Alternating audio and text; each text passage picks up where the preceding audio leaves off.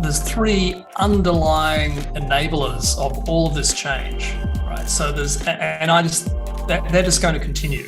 So improved connectivity, processing power, data storage, those three fundamental enablers are causing all of these technology trends that we are talking about practically every day in the news or in the media. So AI, of course, is probably the biggest one right now, generative AI and ChatGPT and Bard. So those are all driven by the developments have happened over many years in AI technology and the development of large language models and the ability for mass amounts of data to be analyzed extremely quickly and at relatively low cost.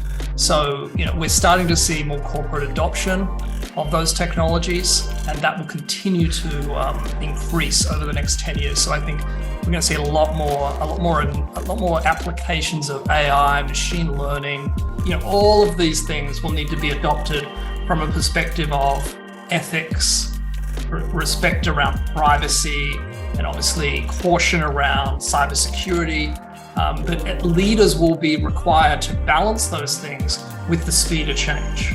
AR, MR, XR technologies are kind of right at this cusp, launching off towards something that is potentially useful.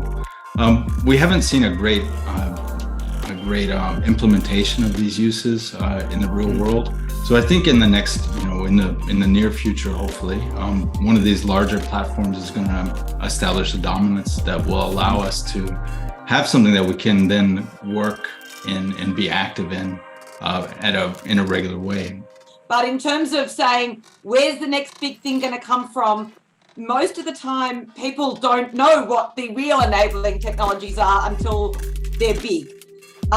From a leadership perspective, these questions about technology are no longer just for the R&D team or the IT department or whatever it is, right? It's boardrooms, and indeed it's really somewhere in most roles is having some sense of these things. And I really believe that everyone needs to understand what's out there. Not everyone's going to be able to build it, right? Not everyone is going to be able to design it, and not everyone's going to be able to, tell you, what's the next thing in 12 months.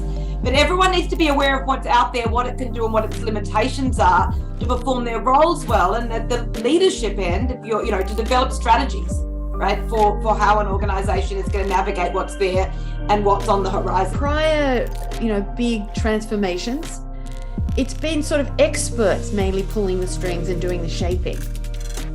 Whereas now, technology is totally democratized. It's because the power is shifting to the people who use the technologies. And it's not about forecasting, it's about shaping and building and choosing. And really the pendulum is on our side, which I think is a good thing.